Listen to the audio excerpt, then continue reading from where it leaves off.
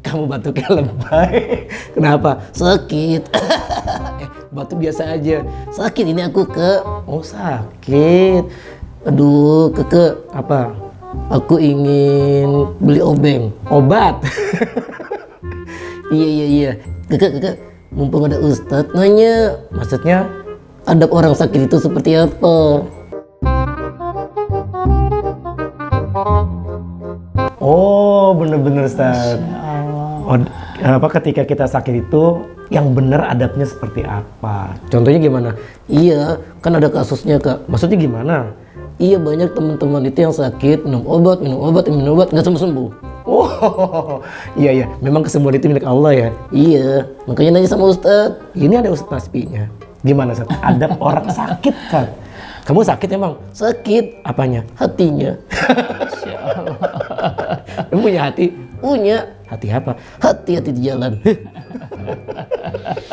Iya, gimana Ustaz? Odi yang semakin hebat ya. Amin. Masya Allah.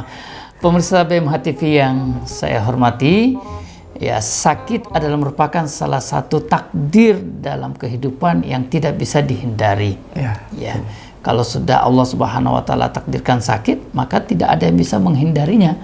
Meskipun kita bisa berikhtiar atau berupaya supaya tidak terkena sakit. Ya. Betul. Nah, tapi kalau sudah terkena sakit, ya setelah berolahraga, mencoba pola hidup sehat dan sebagainya, namun tetap sakit, itulah bagian dari takdir yang ditentukan oleh Allah. Maka sebagai seorang muslim yang baik, tentu memahami ada adab-adabnya, ya, ada etikanya ketika kita sakit supaya sakitnya itu berpahala. Masya Allah. Nah, gitu. Yang pertama, ya, Odi. Ya, Ustaz. Pertama, ridho dan sabar terhadap sakit yang Allah berikan. Ikhlas, ya. Nah, jadi jangan ngedumel, jangan dongkol, jangan mencari kambing hitam, ya. Nanti kambingnya nanya, kok salah aku apa katanya. Tuh nih, emang ada ke kambing hitam? Ada banyak. Gitu. Oh iya.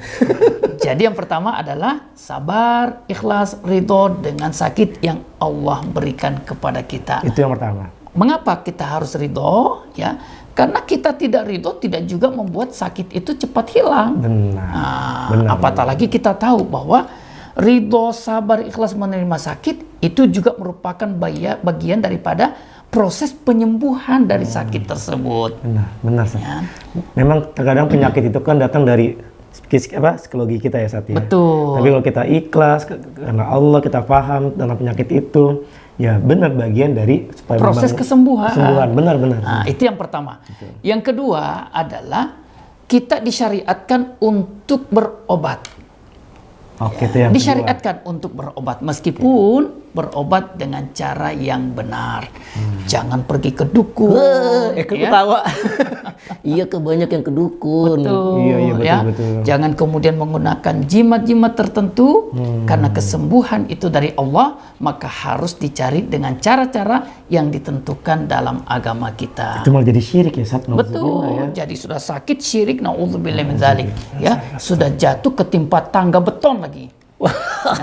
Kamu tuh emang tahu beton? Tahu lah ke apa yang dimakan. Itu mah bukan beton. Itu bukan beton. Nah, baik. Itu yang kedua ya. Yang ketiga, ada bagi orang sakit adalah senantiasa berzikir. Tiga. Ya. Beristighfar kepada Allah, mengingat Allah Subhanahu wa taala, memohon ampun. Karena boleh jadi sakit yang dia derita itu juga bagian daripada balasan terhadap kesalahan-kesalahan atau dosa yang telah dia lakukan. Oh, jadi menghapus dosa dong, Ustaz. Betul. Ada sakit yang seperti itu. Untuk menghapus dosa ya, Untuk Ustaz? menghapus dosa. Nah, yang keempat, Bang Odi, ya, memperbanyak kebaikan-kebaikan selama sakit. Misalnya berinfak, ya, kita punya handphone, lalu kemudian ada mobile bankingnya nih. Sementara sakit, lalu kemudian ya Allah, saya berikhtiar, saya memohon doa dengan saya berinfak ke BMH misalnya ya, ke Baitul Mal Hidayatullah, lalu kemudian engkau bisa menyembuhkan aku. Masya Allah. Ya. 4 Ustaz ya. Nah, itu.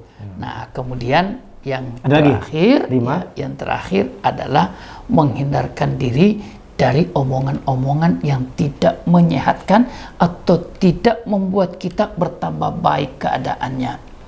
Ya.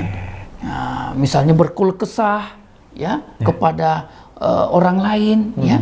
Jangan meminta masukan kepada dokter boleh, tapi tidak untuk berkeluh kesah.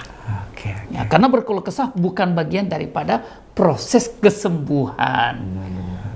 Jadi memang harus diperbaiki dulu yang pertama, bahwa penyakit itu datang dari Allah. Kesembuhannya juga dari Allah. dari Allah. Maka yang pertama harus diingat Ridho, ketika sakit ikhlas. adalah ingat Allah pertama kalinya. Menerima. Dan cari obat. Cari obat. Ketiga, tadi berpikir yang baik. Yang ketiga adalah berprasangka baik.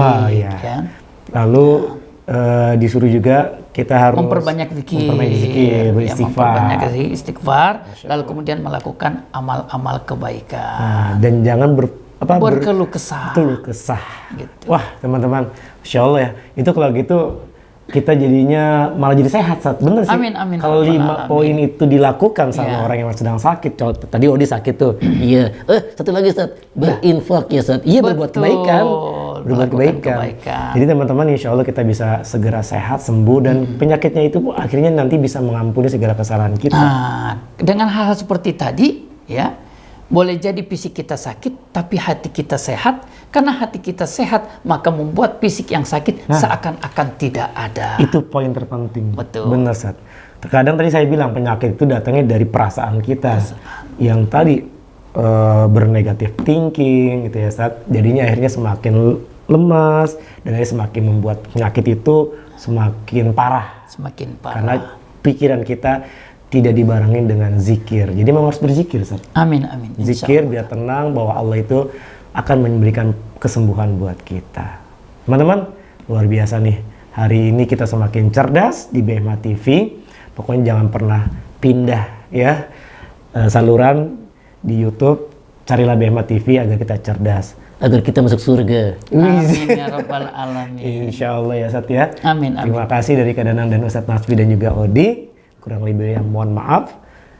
Subhanakallahumma wa bihamdik asyhadu alla ilaha illa anta astaghfiruka wa atubu ilaik. Dadah.